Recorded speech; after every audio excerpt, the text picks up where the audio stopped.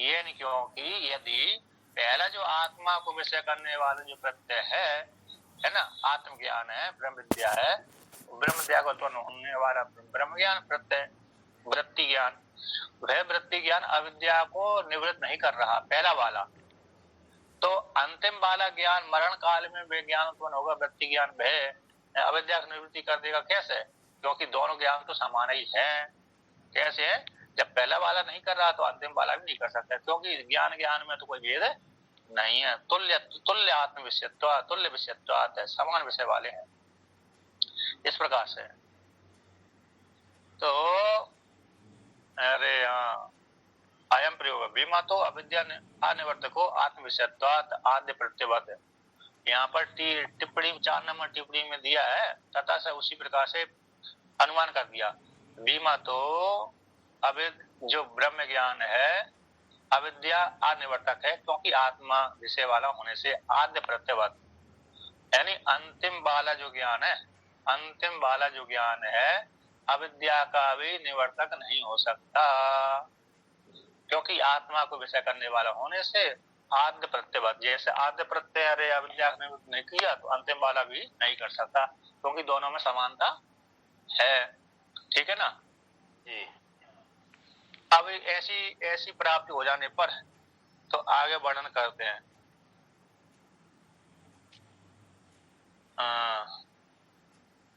तो कहते कल्पांतर के द्वारा शंका करते हैं, कहते एवं तरही संततो अविद्या निवृत्तको न विच्छिन्नति। कहते हैं जब इस प्रकार से आद्य इसमें खंडन, सिद्धांत ने खंडन कर दिया वेदांत के एक देशी का, कि जब पहला विज्ञान नहीं होगा, अविद्या निवृत्त नहीं कर रहा तो अंतिम वाला भी नहीं कर सकता। तो ये भी वेदांत के एक देशी को भी ये स्वीकृत नहीं है कि ब्रह्म ज्ञान अविद्या की निवृत्ति नहीं करता, अर्थात वो भी मानता है कि ब्रह्म ज्ञान अविद्या की निवृत्ति करता है। तो यहाँ पर कहता है यही तो ब्रह्म ज्ञान है ना स्वामी जी। हाँ, ब्रह्म ज्ञान मतलब अविद्या की निवृत्ति कर देना है ना। अब वेदांत के एक देशी पुनः कहता है एवं तरी ऐसी प्राप्ति हो जाने पर उक्त रीति से अंत ज्ञान का अज्ञानवर्तकत्व की प्राप्ति हो जा न होने पर है ना, अंतिम ज्ञान कैसा है, अविद्या की निवृत्ति नहीं कर सकता, जैसा प्रथम ज्ञान नहीं हुआ, ऐसी प्राप्त हो जाने पर कहते संतत निरंतर चिंतन ही अविद्या का निवर्तक होता है, न तो न विच्छिन्नति। तो कहते विच्छिन्न वाला जो ज्ञान है ना, विच्छिन्न वाला आज कर लिया कल नहीं हुआ है ना, परसों कर लिया अगले दिन फिर नहीं किया, ये विच्छिन्न हो गया।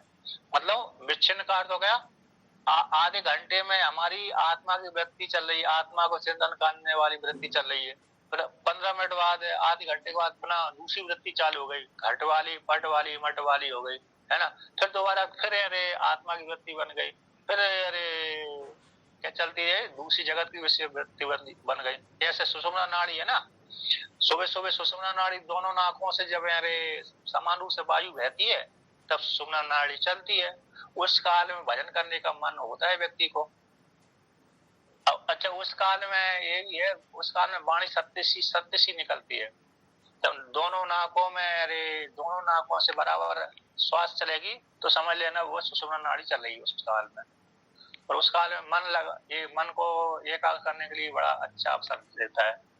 अब जब जिसकी दोनों नाक में से समान रूप से वायु नहीं निकल रही है तो उसको एक नाक दबा करके दूसरी नाक से चालू कर लेना चाहिए, तो सुषुम्ना चलाने का क्रिया है।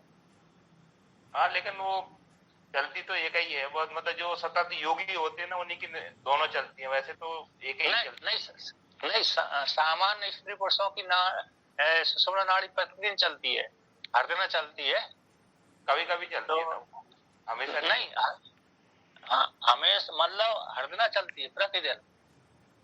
अब इसके पश्चात उसका समय भी है, इतने समय यहाँ तक चलेगी, इसके बाद फिर बंद हो जाएगी। वो उसको बनाने के लिए फिर व्यक्ति को नाक में जोर लगाना पड़ती है। वो जो है समान रूप से नहीं चलते ना, एक ही है, इसलिए सूर्योदय विज्ञान है ना स्वामी जी पूरा का पूरा, कैसे चलाना है, कैसे करना है, आना है, मतलब ये तो प्राणायाम का विधान है ना, पहले प्राणायाम का बिना करे हुए नहीं होगा। हमारी चल रही महाराज जी, एक सी चल रही दोनों। हाँ, और सुषुम्ना स्टडी चल रही है अभी वर्तमान काल में आपकी। आप भार्गवी योगी है ना, इसलिए नहीं योगी हम चल रही है महाराज जी बता रहे हमारी चल रही है। स्वामी जी अभी ब्रह्म विद्या पढ़ रहे हैं इसलिए तो चलेगी जी। हाँ ये हो सकता है, ये सही सही। नहीं वो चलती है प्रातः काल प्राय करके चलती है, फिर बाद में थोड़ी देर बाद फिर बंद हो जाएगी। तो सही बता ऐसी हाँ वो चलता रहता। तो यहाँ पर कहते हैं कि अविद्या निरंतर जो ज्ञान की धारा चल रही है वही अविद्या की निवृत्ति करता है। बीच बीच में विच्छिन्न जो वृत्ति बनती है, पहले आत्मा की बन गई, फिर थोड़ी देर बाद घट की बन गई, फिर आत्मा की बन गई, फिर पट की बन गई, है ना, फिर दूसरी की बन गई, फिर दूसरी बन गई। ये विच्छिन्न वृत्ति हो गई। तो विच्छिन्न वृत्ति अविद्या की निवृत्ति नहीं कर सकता। यदि ऐसा कहो तो सिद्धांत कहता ना, ऐसी बात नहीं है। अविच्छिन्न ज्ञान सतति अज्ञान निवर्तयति एतद् दूषयति। निरंतर जो चिंतन ही अज्ञान की निवृत्ति करता है। अविच्छिन्न जो ज्ञान है वही अज्ञान की ज्ञान संतति, अविच्छिन्न ज्ञान संतति ही अज्ञान निवृत्ति करता है। इसको खंडन करते हैं। जीवन आदौ सति संतति अनुत्पत्ति। कि जिस व्यक्ति का जीवन काल प्रारब्ध काल लंबा है ना, प्रारब्ध भोग उसका लंबा है, तो उसको लिए निरंतर आत्मा की वृत्ति बनी रहना मुश्किल है। अरे भोजन करने जाएगा उस काल में आत्मा वृत्ति अपने आप ही छूट जाती है। जिस काल में बहुत जोर से व्यक्ति को भोजन और स्नान के समय देहात्म भाव प्रबल होता स्वामी, इसलिए दो काम कृपात्र जी महाराज बहुत जल्दी करते थे। अच्छा उन्होंने कभी भोजन चबा के नहीं खाया, गटक ले अच्छा, देहात्म भाव ना आ जाए ज्यादा। अरे तो बताने के लिए बोला होगा खाना तो चबा के ही खाना जरूरी है, नहीं तो उनकी स्थिति अलग थी। आज आम आदमी को तो चबा के ही खाना पड़ेगा ना, बीमार हो जाएगा। बीमार हो जाएगा। तो देखिए मतलब उनका किसी को उपदेश करना होगा, लेकिन बताना होगा। नहीं जैसे जैन मुनि भी स्वामी जी हाथ में लेकर खाते हैं, तो थोड़ी देर खड़े खड़े ही खा लेते हैं, ऐसा नहीं है कि बहुत देर तक नहीं खाते हैं। वो थोड़ा सा लिया उन्होंने। हाँ वो तो बात है, लेकिन मतलब ये है कि अरे तो यहाँ पर तो इसका है कि जिस व्यक्ति का प्रारब्ध भोग बहुत लंबा है, तो उसका 24 घंटा है ना, 12 घंटा तो दिन का हो गया, 12 घंटा रात्रि का हो गया। तो अरे तो 8 पहर निरंतर अरे संतति उत्पत्ति धारा, एक ही धारा नहीं चल सकती है क्या नहीं? संतति का अर्थ धारा, तो एक ही धारा जिसका प्रारब्ध भोग लंबा है उसके लिए निरंतर एक ही धारा की उत्पत्ति नहीं हो सकती, एक ही वृत्ति नहीं बन सकती। हमेशा एक ही वृत्ति बनी रहे 8 मुहूर्त में ही, 8 पैर में, एक पैर 3 घंटे का होता है, तो एक दिन में 4 पैर होते हैं, रात्रि को 4 पैर, तो 4 पैर 8 पैर का यार एक दिन होता है। तो 8 प्रहर किसी की भी वृत्ति निरंतर एक ही वृत्ति नहीं बन सकती। जब तक व्यक्ति समाधि में नहीं है तब तक तो समाधि वाला ही अकेले बना सकता है, समाधि में जो है तब तक। लेकिन समाधि में वो काल का क्षेप नहीं होता, काल से परे हो जाता है क्या नहीं? फिर पुनः उसको उतने काल तक तो जीवित रहना ही पड़ेगी। तो इसलिए तो वहां पर काल की गणना नहीं, काल की गति नहीं, इसलिए उसके ऊपर बुढ़ापा जरा आदि कुछ आती नहीं है वहां पर समाधि में। लेकिन जब जैसे ही समाधि छोड़कर के बाहर आएगा तो फिर उसकी वृत्ति नहीं बन सकती। इसलिए जीवन आदि के रहने पर तो निरंतर संतति की उत्पत्ति नहीं हो सकती। यदि एक ही धारा बनती रहे तो फिर जीवन मुक्ति का आनंद की प्राप्ति नहीं होगी। शास्त्र ने जीवन मुक्ति का वर्णन किया है, वो नहीं होगा।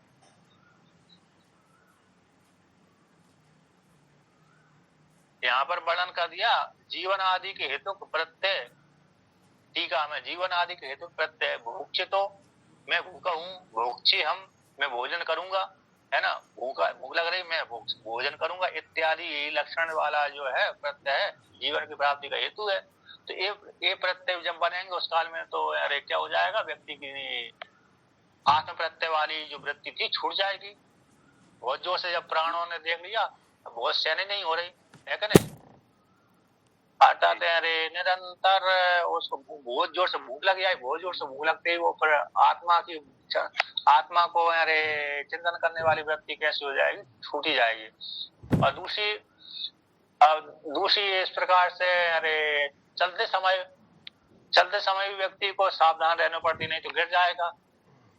थोड़े थोड़े यदि भी अभ्यास बन जाता है, लेकिन फिर भी थोड़ी सजग रहना पड़ती है चलते समय। यदि कहीं चल रहा और एक ही वृत्ति देखना पड़ता है ना, कोई पत्थर तो नहीं है, कुछ नहीं है, ऊंचा नीचे तो नहीं है।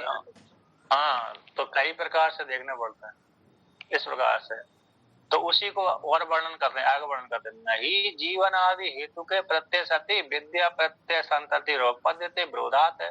क्योंकि जीवन आदि के हेतु भोजन आदि के प्रत्यय की प्राप्ति हो जाने पर, जीवन आदि के हेतु कौन हो गए, भोजन आदि है। तो भोजन है, विहार है, भोजन है, स्नान आदि है, स्नान आदि भी करेगा, विशेष रूप से भोजन आदि करेगा। भोजन नहीं करेगा तो मर जाएगा व्यक्ति। जलपान करेगा, भोजन करेगा, ये जीवन के हेतु प्राप्ति के हेतु है। अब जीवन मुक्ति वाले व्यक्ति के लिए जीवन के हेतु कौन हो गए, ये हो गए अरे भोजन आदि है। इनकी प्राप्ति हो जाने पर, इन प्रत्यय की प्राप्ति होने पर विद्या प्रत्यय की संतति, विद्या का जो प्रत्यय ज्ञान है ना, ब्रह्म विद्या का जो प्रत्यय ज्ञान, उस ज्ञान की जो धारा है, वो धारा की उत्पत्ति न उत्पन्न नहीं हो सकती। क्यों? उसमें हेतु दिया देते हैं विरोधात है, विरोध होने से, यानी क्योंकि उस काल में व्यक्ति भोजन आदि तो करेगा ही, भोजन करेगा उस काल में तो आत्मवृत्ति छूटी जाएगी। हाँ, भोजन के बाद फिर चिंतन करने लगेगा। जब तक ध्यान लगा के बैठा तब तक तो चलती रहेगी, जब ध्यान से छूटेगा वहां पर वृत्ति छूटी जाती है। अतः जीवन आदि प्रत्यय तिरस्कारण अब पुनः पूर्व पक्षी कहता है, वेदांत के विषय कहता है कि अतः इसके अंतर जीवन आदि के प्रत्यय तिरस्कारण एव अमरणांताद विद्या संतति एव चेत, कहते जीवन आदि के प्रत्यय, जीवन आदि प्रत्यय का तिरस्कार के द्वारा जीवन आदि के हेतु के प्रत्यय हो गए भोजन आदि का, तो उसके तिरस्कार करने से करके ही अमरण पर्यंत तक विद्या की संतति हो जाए, बनी रहे। आटा भोजन आदि के करने के लिए, भिक्षाटन आदि करने के लिए सन्यासी ना जाए, है ना। सन्यासी या तो घर से प्राय करके सन्यासी को कर देते हैं। तो सन्यासी जीवन आदि प्रत्यय का जो हेतु है भोजन आदि है, उनके तिरस्कार कर देने से मरण पर्यंत तक एक स्थान पर बैठे ही रहे। तो एक स्थान पर बैठे जाने से विद्या की संतति से उस ऐसी विद्या की संतति बनी रहेगी, ऐसी विद्या की संतति यानी विद्या की धारा बनी रहेगी। विद्या की धारा से, ज्ञान की धारा से उसको ज्ञान मोक्ष फल की प्राप्ति हो जाएगी। इति चेत, ऐसा कहो तो मान लिया जाए तो सिद्धांत के तरह ऐसी बात नहीं है कि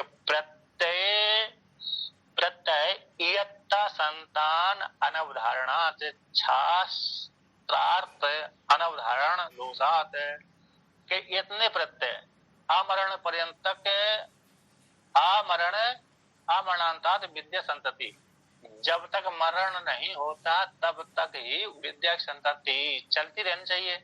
तो सिद्धांति कह रहा है ऐसी बात नहीं। प्रत्यय की इयत्ता संतान का अवधारणा होता है, इतने प्रत्यय करने पर ही मोक्ष रूप फल की प्राप्ति हो जाएगी।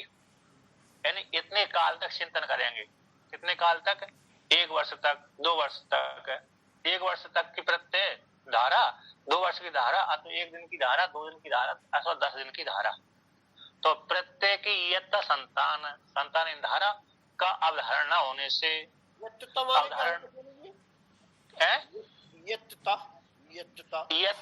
इयत्ता का तो संख्या मतलब इतना ही है। इयत्ता मतलब हमारे पास इतना संपत्ति है, इतने, जैसे हम नदी के किनारे नदी में स्नान करने गए तो वहां पर वर्णन कर दिया कि इयत्ता इतना पानी है अकेला, ठीक है ना। अथवा मनुष्यों के बीच में गए तो इतने ही मनुष्य हैं यहाँ पर। तो इयत्ता का अर्थ होगा इतनी सीमा, यहाँ तक सीमा है, ठीक है ना। अरे इस प्रकार से इदम का रूप है इयत्ता, इतनी संख्या में, इतने अर्थ में ही है। तो ये सीमा अर्थ में होता है।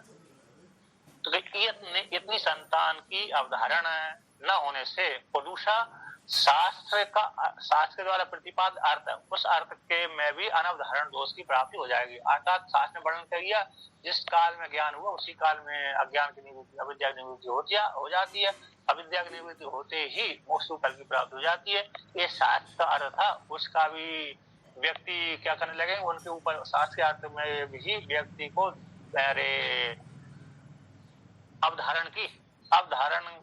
अनवधारण की आता शंका की प्राप्ति हो जाएगी, है कि नहीं। शास्त्र भी निर्धारित अर्थ का बोध कराने वाला नहीं होगा, ऐसा लोगों के मन में बैठ जाएगा कि शास्त्र भी कैसे झूठ बोल रहा है, ठीक है ना। शास्त्र के द्वारा प्रतिपाद अर्थ का भी अनवधारण दोष आ जाएगा, अर्थात भ्रांति वाला दोष हो जाएगा कि शास्त्र भ्रांति पूर्वक वर्णन करता है, भ्रम ज्ञान को बोध कराता है ना, निर्धारित ज्ञान का बोध नहीं कराता। ऐसा दोष शास्त्र के ऊपर भी आने लगेगा, क्योंकि अंतिम ज्ञान वाला, अंतिम निरंतर संतति ही अज्ञान निवृत्ति करे मरण पर्यंत तक। तो इस प्रकार से शास्त्र ने तो वर्णन कर दिया कि जिस काल में ज्ञान हुआ उसी काल में ज्ञान होते ही अविद्या की निवृत्ति होती ही मोक्ष फल की प्राप्ति हो जाती। ऐसा शास्त्र का निर्धारण था। उसी को जान करके व्यक्ति आत्मज्ञान की प्राप्ति के लिए प्रयत्न करते थे, तो लोगों के मन में विश्वास बैठा रहता था। अब वही शास्त्र ने कह रहा है कि अंतिम वाला ये ज्ञान क्या होगा, अविद्या की निवृत्ति करेगा, निरंतर संतान की धारा बंदी रहेगी। तो वह ऐसा जो शास्त्र का अर्थ के ऊपर विश्वास किसी को नहीं होगा, ठीक है ना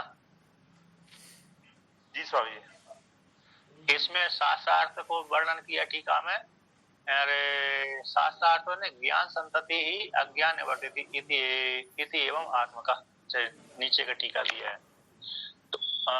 तो शास्त्र के अर्थ में अनवधारण दोष की प्राप्ति हो जाएगी, अविश्वास की प्राप्ति होने लगेगी शास्त्र के ऊपर भी। अब उसी को लेकर के यहाँ पर वर्णन करते हैं, यत्ताम प्रत्यानाम संततिर अविद्या निवर्तिका इति अनवधारणात् शास्त्रार्थो न अवधीयते तच्चानिष्टम। इतने प्रत्ययों की संतति, इतने ज्ञान की संतति धारा ही अविद्या की निवृत्ति का होगी।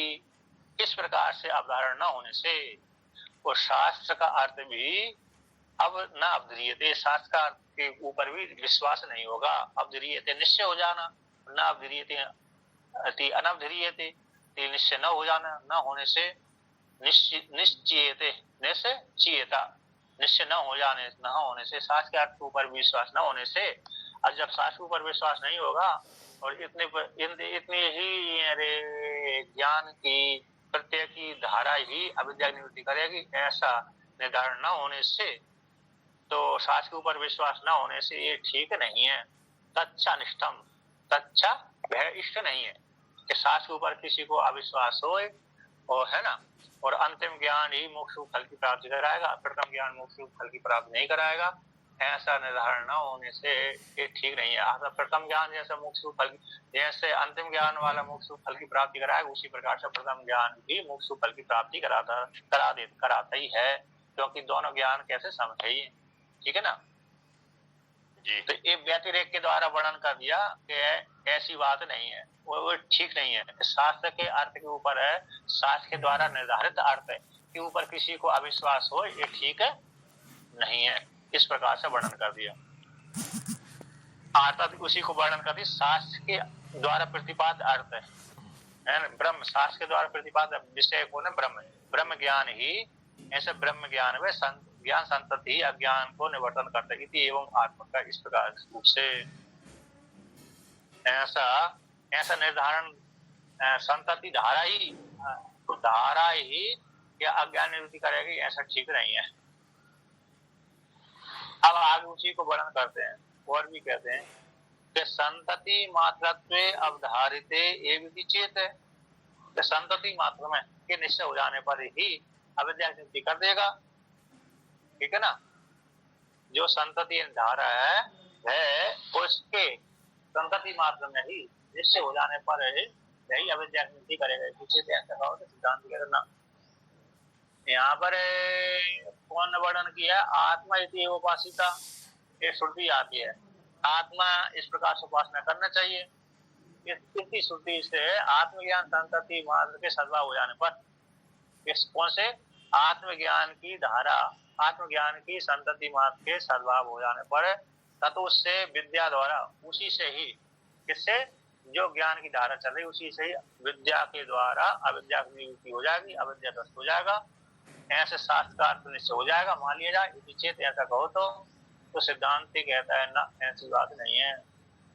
आदि अंतयोर अविशेषात, ऐसे आदि ज्ञान आत्मा इति उपासिता इत्यादि वाक्य के द्वारा जो प्रथम ज्ञान हुआ, वह ज्ञान यदि अविद्या की निवृत्ति नहीं किया तो अंत वाला भी ज्ञान अविद्या की निवृत्ति नहीं कर सकता।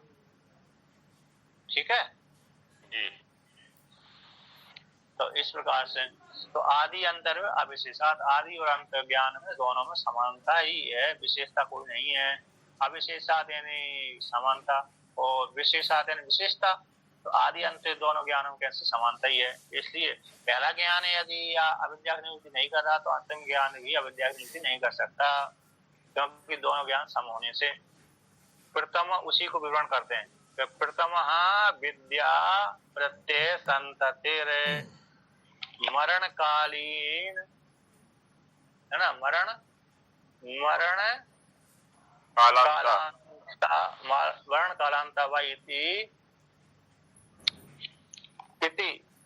विशेष अभावाद, विशेष अभावाद आदि अंतयो प्रत्यय पूर्वोक्त दोषहु प्रसज्जेताम। तो यहाँ पर वर्णन करते हैं कि जैसे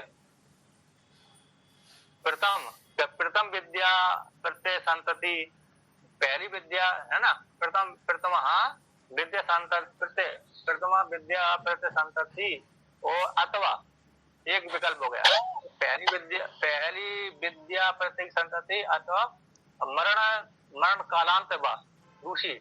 इसमें कोई विशेष भावना होने से, चाहे पहली विद्या वाला जो धारा हो अथवा मरण काल वाला जो ज्ञान की प्राप्ति हो, उस काल में तो मरण कालांत वाली जो विद्या है, प्रत्यय विद्या है, उसमें कोई विशेष न होने से आदि अंत और प्रत्यय, आदि वाला प्रत्यय और अंत वाला प्रत्यय, दोनों प्रत्ययों में पूर्वोक्त दोष कौन? जैसे आदि वाला ज्ञान जैसे अविद्या की निवृत्ति नहीं कर सकता, उसी प्रकार से अंतिम वाला ज्ञान भी अविद्या की निवृत्ति नहीं कर सकता।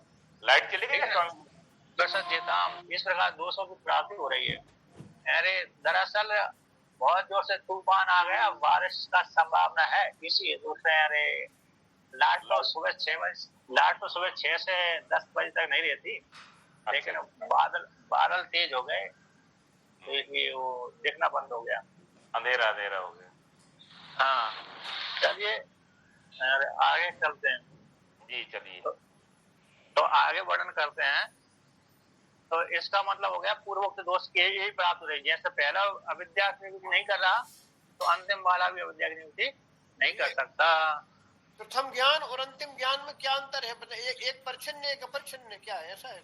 नहीं, जैसे पूर्व वेदांत का एक ऋषि कहता है कि भाई अंतिम पहला ज्ञान यदि हो भी गया तो बाद में उसी ज्ञानी में राग द्वेष देखे जाते हैं। जब राग द्वेष किसके कार्य है? अज्ञान के कार्य है, अविद्या के कार्य है। जब तक अविद्या बनी रहेगी तब तक ज्ञान की प्राप्ति क्या हो सकती, मोक्ष फल की प्राप्ति क्या हो सकती है। हाँ, राग द्वेष बंद हो जाए तो समझ लिया जाए कि हाँ इसको ज्ञान हो गया। अब पक्षी का उदाहरण देखो, भगवान राम है तो अब वो जब सीता जी का हरण हो गया तो वो रो रहे हैं, विलाप कर रहे हैं, सारी चीजें कर रहे हैं। तो ये सब करते हुए भी उनको तो अंदर से पता है कि मैं जो कर रहा हूँ ये नाटक है केवल, है ना। बाहर हो जाता सत्य को हो गया कि भगवान हो सकते हैं, तो वो लीलाएं चल रही है उनकी, लेकिन उनको अंदर से तो ये पहला ज्ञान ऐसा थोड़ी कि अब उनको ज्ञान खत्म हो गया ये सब क्रिया करते तो। हाँ, उनको तो मालूम है, लेकिन उन्हीं के उसी व्यवहार को देख करके अज्ञानी दूसरा वेदांत एक ऋषि कहता है, उसी व्यवहार को देख करके देखो भाई ये रो रहे हैं, पत्नी बिछोड़ जाने से रो रहे हैं, है ना, भटक रहे हैं, वन पूछ रहे हैं, तो राग भी देखे जा रहे हैं, मोह भी देखा जा रहा है, उनमें देखा जा रहा है ना, पत्नी के हो जाने से, मतलब हरण हो जाने से, तो इसी सिद्ध होता है कि वे ज्ञानी नहीं है, उनका ज्ञान पुष्ट नहीं हुआ था, अर्थात अभी तक अज्ञानी है।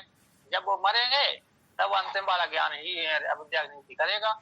ऐसा पूर्व पक्षी ने उसी व्यवहार को देख करके प्रश्न कर दिया ना, क्योंकि विद्या का अर्थ है कि ज्ञान हो जाने से कोई भी राग द्वेष लोभ मोह आदि न उत्पन्न न होना, ऐसा पूर्व पक्षी का कहना है, वेदांत के कहना है, सिद्धांति का कहना है ऐसी बात नहीं है, तो पूर्व प्रारंभ के अनुसार होता है ना। अब और ज्ञानी तो अपने में समझ ही रहा है मेरे राग द्वेष नहीं, मैं तो नाटक कर रहा हूँ, जैसे भगवान ने नाटक ही किया था, है कि नहीं। तो वहां पर पार्वती को जब सती को परीक्षा क्यों सीता के सामने, सीता के सहित राम जी ने दर्शन क्यों दिया? यदि नाटक नहीं करते, नाटक नहीं करते तो सीधा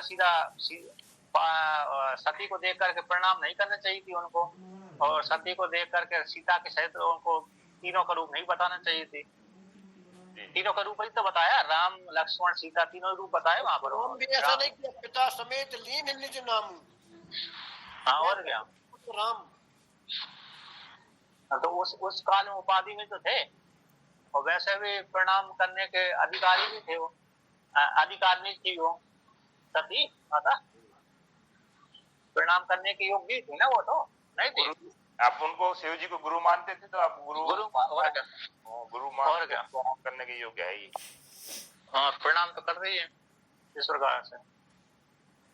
तो लेकिन वहां पर यदि वो नाटक नहीं करते तो रूप नहीं बता सकते थे, मतलब ये तात्पर्य है। वो नाटक किया इसलिए उन्होंने रूप बता दिया, लेकिन वो उसी नाटक को ही वेदांत का एक देशी कहता नहीं भाई, उनको अविद्या की प्राप्ति अभी बनी हुई है, ज्ञान नहीं हुआ है कि नहीं। जैसे सामान्य मनुष्य को ज्ञान नहीं हुआ उसी प्रकार उनको भी ज्ञान नहीं हुआ था, ऐसा पूर्व पक्षी कहना है, वेदांत के एक देशी कहना है। तो इसी को लेकर कहते हैं एवं तरहि, ऐसी प्राप्ति हो जाने पर कहते हैं अनिवर्तक एवं चेत, कहते हैं ऐसी प्राप्ति हो जाने पर निवर्तक है, अनिवर्तक चेत, निवर्तन अंतिम वाला ही ज्ञान कैसा हो गया, अरे निवर्तक होगा विद्या की, प्रथम वाला ज्ञान नहीं होगा इति चेत। ऐसा कहो तो ना, ऐसी बात नहीं है। अथवा ऐसा कहो, ऐसे ज्ञान अविद्या की निवृत्ति करने वाला होते नहीं है, जैसे आदि ज्ञान एवं तरी ऐसी प्राप्ति हो जाने पर, एवं तरी का अर्थ कर दिया ऐसी प्राप्ति हो जाने पर। तो कैसी प्राप्ति हो जाने पर, जैसे आदि ज्ञान अविद्या की निवृत्ति करने वाला नहीं हुआ, उसी प्रकार से अंतिम ज्ञान भी अविद्या की निवृत्ति करने वाला नहीं हुआ। तो ऐसी प्राप्ति, तो ज्ञान अविद्या की निवृत्ति करने वाला होता ही नहीं है, ऐसा प्राप्ति हो गई। ऐसी प्राप्ति हो जाने पर अनिवर्तक एवं चेत, अर्थात ब्रह्म ज्ञान, ब्रह्म विद्या के द्वारा उत्पन्न होने वाला ब्रह्म ज्ञान अविद्या का निवर्तक नहीं होता इति चेत। ऐसा कहो तो सिद्धांत कहता ना, ऐसी बात नहीं। तस्मात् तत्सर्वम अभवत्, उसने अपनी आत्मा को जाना, ब्रह्म ने अपनी आत्मा को जाना, अपने आप जानते ही सर्व हो गया। तो यहाँ पर सीधा आत्मा को जानने से व्यापक हो गया, उसकी अविद्या निवृत्ति हो गई, ऐसा आप नहीं कह सकते, है ना। जिसकी अविद्या की निवृत्ति हो गई और उसमें राग द्वेष दूसरे को दिखाई देते हैं, तो वास्तव में वो उसे भर दिखाई दे रहे, पर उसमें स्वयं में राग द्वेष नहीं रहता। हाँ उसमें नहीं रहता, हाँ उसमें उसके मन में वो अपने में राग द्वेष, यदि उसको भी ऐसा मालूम होता है ना, तो वो अपने में आरोप नहीं करता, आत्मा में आरोप नहीं करता। वो कहता है जो भी राग द्वेष मेरे में दिख रहे हैं वो मेरे मन के धर्म है, आत्मा के धर्म नहीं। तभी तो आपने बताया ना, ये सब चिदाभास है, तुम तो साक्षी हो चिदाभास।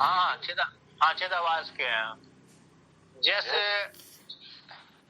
स्वामी जी, जैसे रामकृष्ण परमहंस को कैंसर हो गया था और उनके हड्डी गलती थी, मवाद निकल सारी चीजें होती, तो उस काल में विवेकानंद जी ने पूछा कि भाई ये आपको ये सब लगता नहीं है? बोले ये सब शरीर के धर्म है, मेरे नहीं है, मैं तो इनसे अछूता ही हूँ।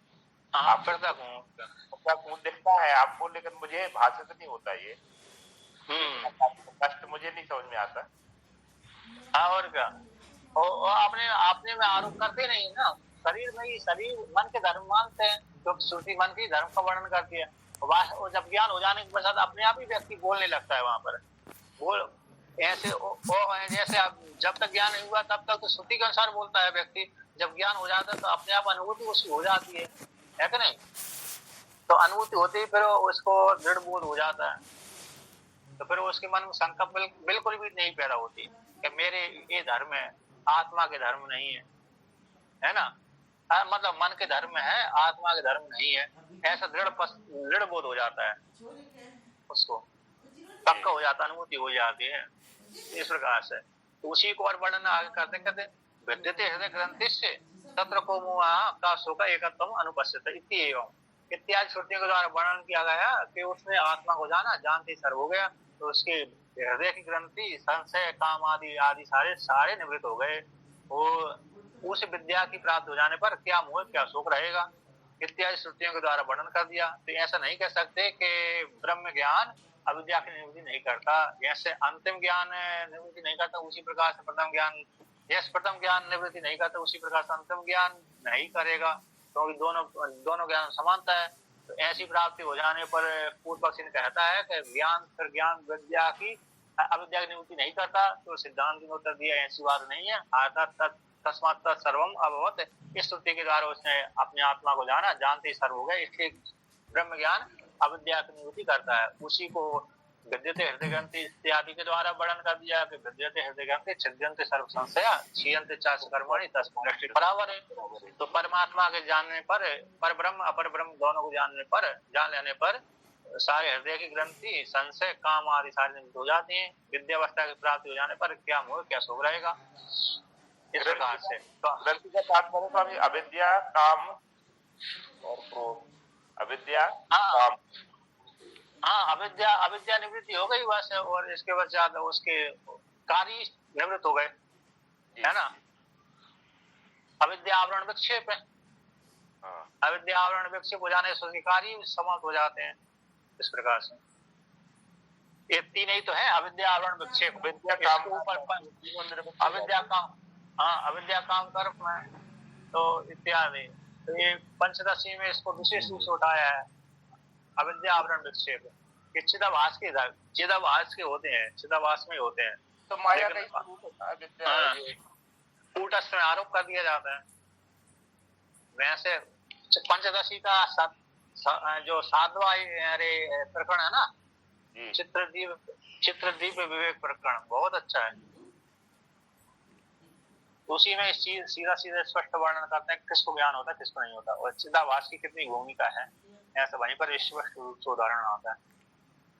तो देखिए अब आगे कहते हैं कि अर्थवादी चेत है, कि तो अर्थवाद वाला वाक्य है, ऐसा कहो ब्रह्म ज्ञान के द्वारा अविद्या की निवृत्ति हो जाती है, और तस्मात् सर्वम अभवत् विद्युत हृदय ग्रंथि तत्र को मुआ का शोका इत्यादि श्रुतियां वाक्य है, वे अर्थवाद को बहुत परख वाली है, अर्थवाद को बहुत कराने वाली है। अर्थवाद का कोई तात्पर्य नहीं है।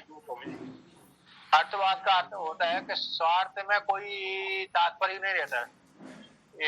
कुछ वाक्य ऐसे होते हैं स्वार्थ के तात्पर्य के लिए नहीं होते, बल्कि किसी देवता की स्तुति को बोध स्थापक होते हैं। जैसे वहां पर जो यज्ञ आदि किए जाते हैं उसमें यजमान की स्तुति होती है, तुम इंद्र हो, तुम विष्णु हो, तुम शिव हो, तुम सब कुछ हो, तुम ही सबके दाता हो, है ना। तो वहां पर जो यजमान की स्तुति कर दी यज्ञ में, तो बहुत यजमान भी समझता है कि अरे मैं कहाँ इंद्र हूँ, मैं तो अल्पज्ञ हूँ, परिचन्न इंद्र होता तो क्यों ना स्वर्गलोक में जाकर राज भोगता, और शिव बन करके सृष्टि क्यों ना करता, विष्णु बन करके पालन क्यों नहीं करता, ब्रह्मा बन करके सृष्टि आदि क्यों नहीं करता, ठीक है ना। तो इत्यादि वहां पर वो अर्थवाद का शब्दार्थ क्या होगा स्वामी जी? अर्थवाद का शब्दार्थ एक शब्द में बताएं तो। अर्थवाद का अर्थ होता है स्तुति परक है, स्तुति, किसी की स्तुति करना, वो स्वार्थ में कोई प्रयोजन नहीं होता है इनका। अर्थवाद वाले वाक्यों का स्व के अर्थ का कोई प्रयोजन नहीं हो, स्वार्थ की सिद्धि नहीं कर सकते, स्व के अर्थ की अपना ही बोध नहीं करा सकते, ये तो दूसरे के बोध कराने में चरितार्थ होते हैं, ठीक है ना।